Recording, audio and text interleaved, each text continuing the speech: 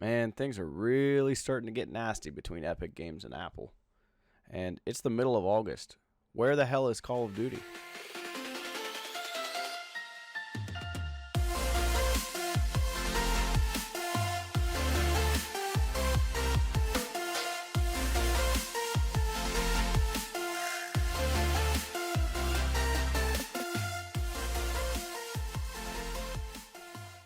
And welcome back to Robey's Tech Tidbits.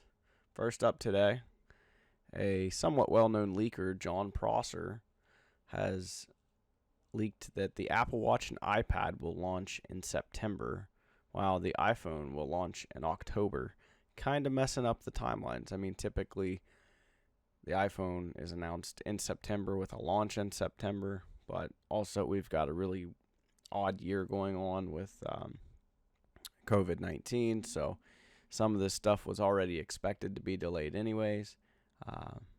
But nonetheless, they're going to announce an Apple Watch and an iPad in September, so that's still something cool to look forward to.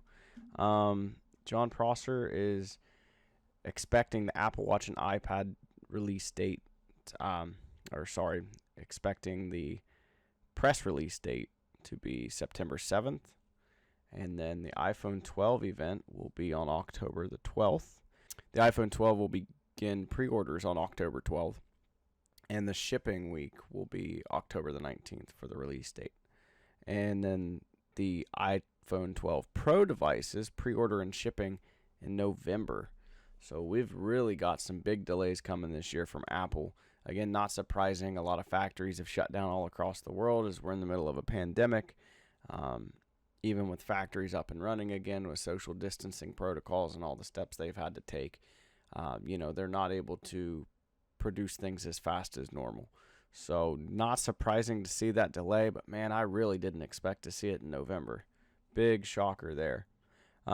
This is, of course, a leak. This is a rumor.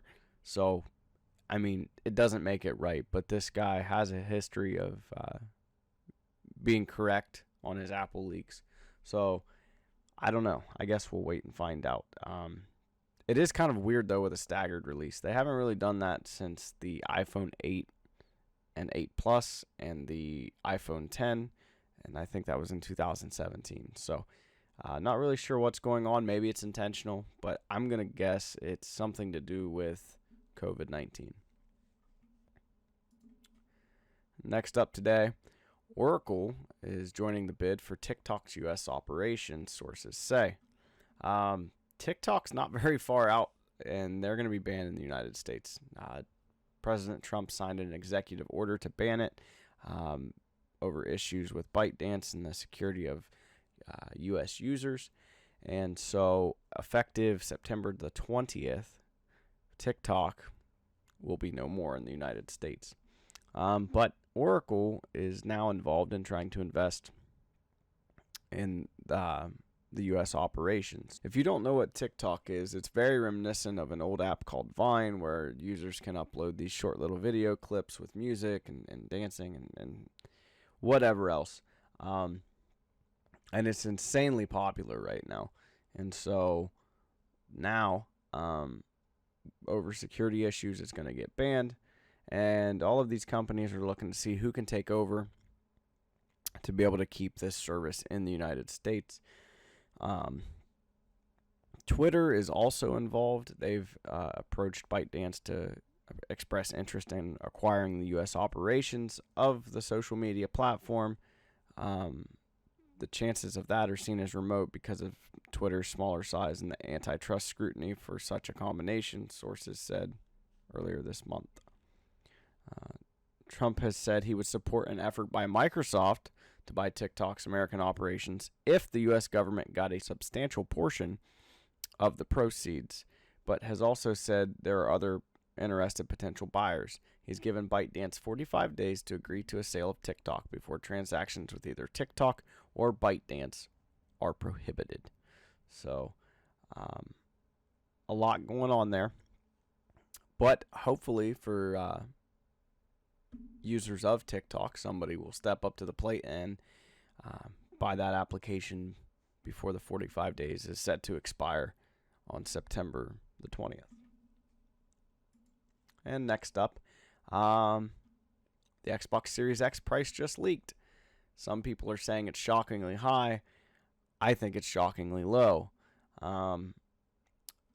There's been a screenshot that was sent out of some pricing on some promotions at Monster Energy, but also Alana Pierce has claimed to have seen the pricing and won't say from where, and says that the price is going to be $599. A big jump, I guess, from the previous launch of the consoles, but considering what you're going to get inside this thing, is $600 really that bad? I mean, I personally don't think so. I still think that it should be more. I mean, how can you build a system that's allegedly supposed to outperform NVIDIA's 2080 Super and have all this tech jammed in it with 4K 60 gaming, and higher FPS on lower resolutions? How can anyone expect it to be $600 or less? Or in most cases, people expect it to be a $400 or $500 console. I mean, it really just doesn't make sense. A 2080 Ti is upwards of $1,200 to $1,500 right now, and that's what you're competing with, really. So I'm not really sure how this is going to work out. Maybe Microsoft is trying to take a loss on the system and then maybe make up for it in the games and the subscriptions with all the announcements for the Xbox Game Pass and all of that stuff. There's also the rumors of the Series S still floating around, so it's kind of confusing what they've got going on. But nonetheless, we've got a leaked price, and they're saying $600. And $600, I think, is an outstanding price. I think that's amazing for what you're going to get. Again, though, this is a rumor. This is a leak, whatever. So, take it with a grain of salt. We'll see. Still waiting on those prices from the PlayStation 5 and to see where they're going to go with it. But again, as we looked into last week, it sounds like they may have a weaker console, according to some leaks. We'll stay tuned on that and see what happens next with that. But we're getting so close to getting those announcements from both Sony and Microsoft.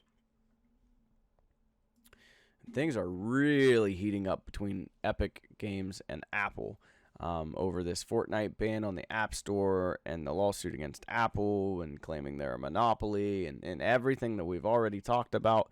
But it's gotten one step further. Apple effectively removed Fortnite from the App Store, but effective August the 28th, Apple is terminating all of Epic's developer accounts and cutting off Epic from iOS and Mac development tools. So now Epic's going to court, and they're requesting a temporary restraining order, trying to block that from happening. A lot going on there, and I think this is just the beginning. I think this is going to get very, very nasty before it gets better. I still think Epic's in the wrong, though. I mean, it's Apple's platform. You want your software on their platform. Sorry, you have to pay a price. That's just the reality of how things work. So, yeah, I guess we'll see what happens about that. But, yeah, things are really heating up over there. And now it seems more focused against Apple and less against Google and Google Play Store. And where the hell is Call of Duty 2020? Usually we've had an announcement and pre-orders and posters and everything else by now, even betas sometimes, to check out the game. It's August 18th, and we have nothing but teasers to go off of at this point. But there are a lot of them coming out. So all the teasers and rumors effectively point to another Black Ops Call of Duty, looking like a Cold War era, so maybe suggesting that it's going to be Call of Duty Black Ops Cold War. Again, we've got no announcement on any of that. It's interesting because Call of Duty came out with Modern Warfare last year, and the game was a huge success, and then later releasing Warzone as a free-to-play game from Activision's Call of Duty, like something that was kind of unexpected, really, to me, but it was necessary for them to compete with the likes of Fortnite. And so, that's taken off, and now they've just been playing all kinds of games with how they're going to announce this game and everything. So there's a lot of hints and different things with coordinates to a bunker within Warzone and their maps, and there's mysterious notes and footage for projector slides, and there's just so much going on. And everybody just wants to know where's Call of Duty. Again, like I said, this is the time frame where sometimes we're getting betas to be able to play Call of Duty, and the game usually comes out around November. I think last year was October, but you're in that fall season, and we're coming up on that really, really quickly. We don't have anything, but there are bunker codes that were revealed on another website that's a teaser website apparently for Call of Duty, and these codes take you to the bunker within Warzone. Unfortunately, though, within that website, there's still not a release date. There's still not a trailer, and everybody really wants to know what's going to happen with Call of Duty. Is it possible that maybe they decide to just give another update to Modern Warfare, and all of a sudden you have the new Black Ops? Like, what is their approach here? Because they've done things so drastically different this year with the popularity of the battle passes and all the different challenges they've done, and finally listening to the fans and giving the fans what they want. And now here we are, and it's August, and we still don't have any sort of indication about when this is going to come out.